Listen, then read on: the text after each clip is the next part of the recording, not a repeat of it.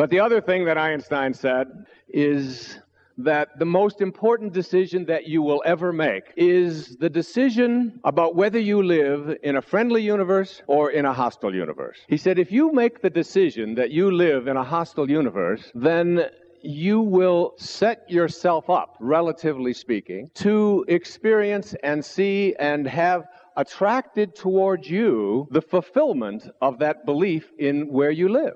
You are going to be continuously inundated with a system, particularly a system of broadcasting and television and so on, which would like to convince you that we live in a very unfriendly and a very hostile universe. And you get messages like that directed at you all the time on a regular basis, right? You see it on the news. Depressing news.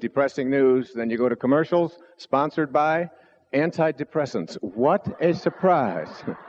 What a surprise. And if you decide that you live in a different kind of a universe and understand that when you change the way you look at things, when you change the way you look at this world, for example, there was just an election, and I was telling my daughters that if we decide to look at the world and the way things are going, and if half of the people in this country plus a few believe that it ought to be going in this direction, then you can change the way you look at that right now and make a decision about what the next 4 years and what the rest of your life is going to be like, independent of who sits in political offices and who is elected to various places in your life. And you don't want to allow yourself to be in a position where what people someplace else in another city and far away are making decisions about for you. And one of the things that I'll be speaking about a little bit later on will be how we can, within ourselves, go to a place where we communicate with our source, the place from which all things emanated, including ourselves, and change the way we look at things. And ultimately, by knowing that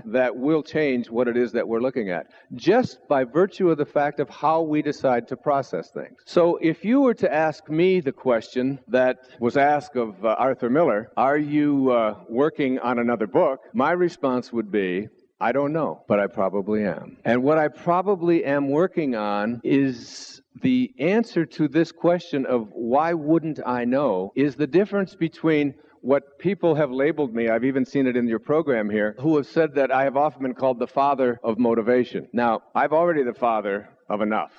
All right?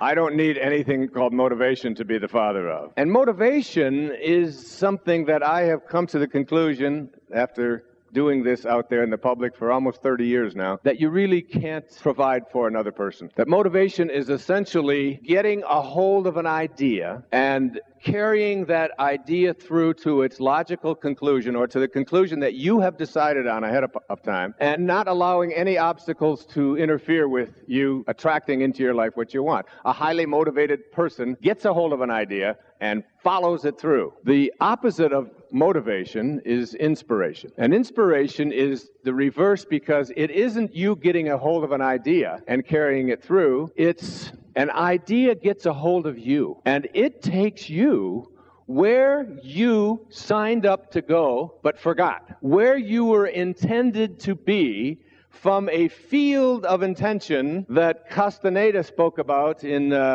the active side of infinity. That intention isn't something that we do. It is a field of energy from which all things are intended. And he said sorcerers, that is, people who live of the source, are not so much concerned with understanding this link between themselves and this field of intention from which they emanated, but they are more concerned with cleansing it of the numbing effects brought about by living their lives at ordinary levels of consciousness. The numbing effects brought about by living at ordinary levels of consciousness. Which means, to me, that you are living, you have a corroded link between yourself and this field of energy from which you emanated. And the reason that it is so corroded and so distorted and so dirty and so incomplete in your life is because you have opted to live a life that has been programmed for you by something other than this internal knowing that you have about why you're here. Whether it is your culture, whether it is your parents, whether it is the pressures that you have felt because